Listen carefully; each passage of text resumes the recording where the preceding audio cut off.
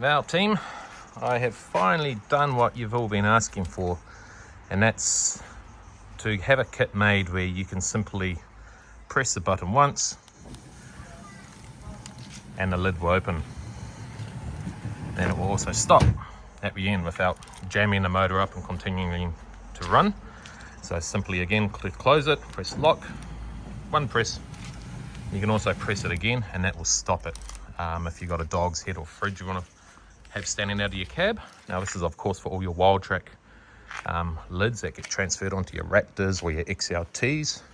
Now if I want to go back the other direction, simply press unlock and we'll go back the other direction.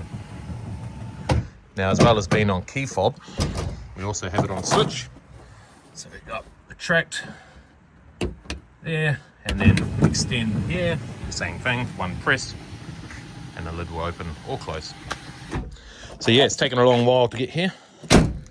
But we've finally broken the code and super easy and also a lot cheaper than the previous kits as there's just a lot less moving parts in them. So I'll let you know once these are ready. We will be going into production shortly now that the testing is complete. This is going to work for all your Wildtrak lids from 2019 upwards to 2026 and more with electric roller shutter.